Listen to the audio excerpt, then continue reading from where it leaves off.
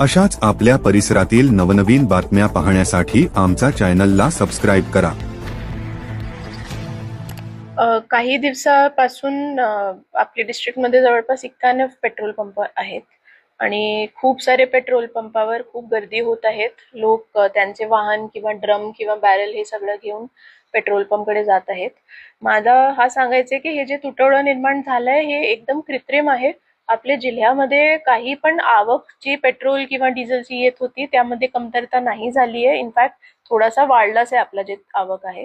तर खूप सारे लोक काय करत आहेत की त्यांच्याकडे पेट्रोल आणि डिझेल एक्स्ट्रा घेऊन ठेवत आहेत।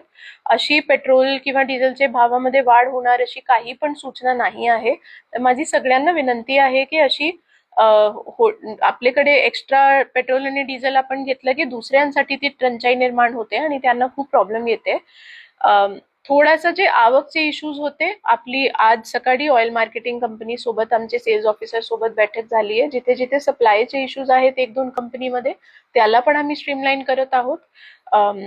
काल एक ऑर्डर पास केलाय ज्यामध्ये पेट्रोल आता लूज बॉटल मध्ये किंवा ड्रम मध्ये आजपासून अलाउड नाही आहे। हे ऑर्डर्स आज आम्ही पेट्रोल पंपाकडे त्याची अंमलबजावणीसाठी पण पाठवत आहोत।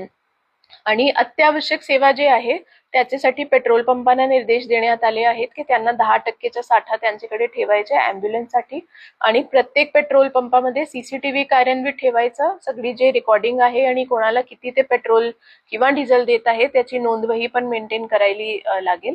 सगळे लोकांना माझी विनंती आहे की आपण असंच जरा होर्डिंग आपली झाली किंवा कृत्रिम टंचाई निर्माण झाली तर प्रशासनाला पण कठोर निर्णय यापुढे घ्यायला लागेल। तर माझी विनंती आहे की जितका आपल्याला गरज आहे एक दिवसात पेट्रोल किंवा डिझेलची किंवा आपल्या कामांसाठी तितकाच पेट्रोल आणि डिझेल आपण घ्यावा आणि दुसऱ्यांसाठी ही टंचाई निर्माण झाली की दुसऱ्यांना खूप प्रॉब्लेम येईल आणि डिस्ट्रिक्टमध्ये खूप एक पॅनिकचा निर्माण होतोय। तर त्यामुळे ही सगळ्यांची मला वाटते पर्सनल रिस्पॉन्सिबिलिटी पण आहे की एक सामाजिक जर आपला कॉमन काहीतरी प्रॉब्लेम निर्माण झाली आहे तर त्यामध्ये सामाजिक जी आपली जबाबदारी आहे ती आपल्याला पाळली पाहिजे।